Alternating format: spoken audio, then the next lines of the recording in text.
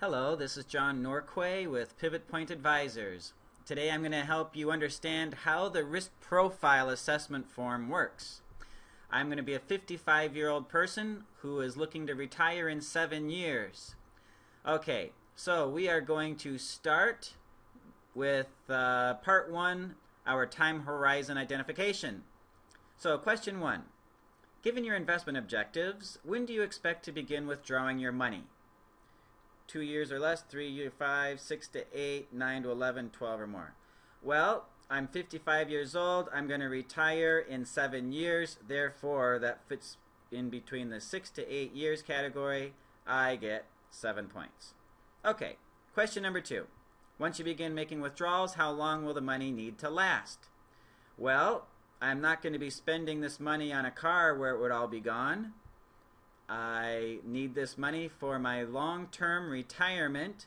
So for me, that's, God willing, going to be greater than 20 years. So I need 10 points for that question. Now, total time horizon points. I get 10 for number 2, 7 for number 1, 17 points for part 1. Okay, more on that later. Part number 2. Risk tolerance identification. Question number 1. Inflation causes prices to rise over time. Which is more important to you, avoiding a loss of money in the short term or withstanding short-term losses to beat inflation in the long run? Let me see. Avoid loss of money in the short term. No, I can get past that. Withstand short-term losses to beat inflation in the long run. Yeah. Both are equally important. Nah, I definitely need a better return so that I can beat inflation in the long run. I'm going to get 16 points for that one. All right. Question number 2. If you had money invested in a diversified portfolio and the stock market took a downturn, when would you sell your riskier investments and put the money in safer assets? Well, my goodness gracious, that's the question of a lifetime. How do you know it's the bottom? And if I sell today, is the market going to take back off without me? All right. At the first decline in value, nah. After a large, more than 20%, and or sustained greater than 1 year decline, ooh, I might get out then. Or I wouldn't sell anything and would continue to follow a consistent long-term investment strategy.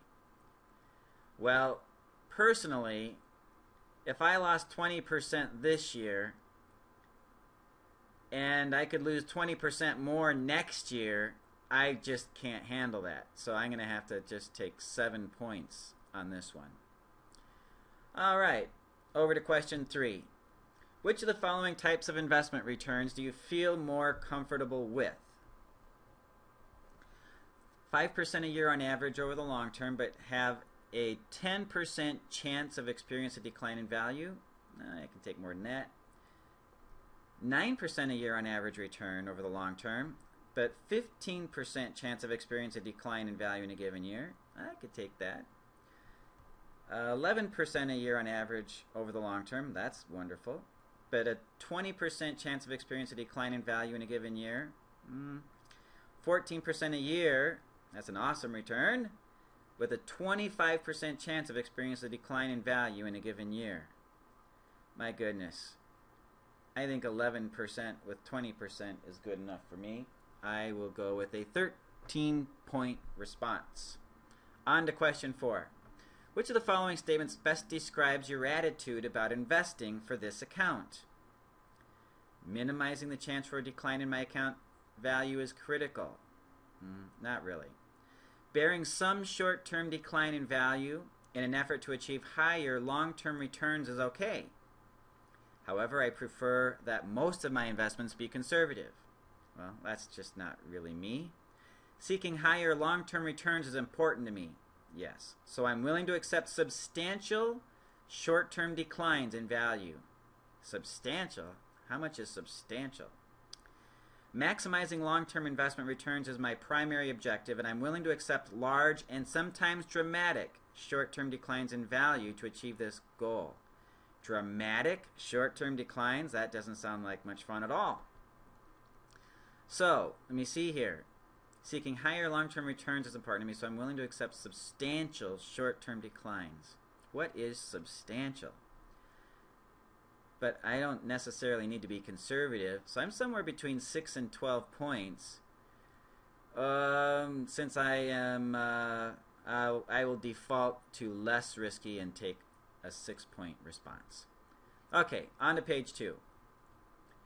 Risk tolerance identification, page 2, question 5. At the beginning of the year, you have $100,000 invested.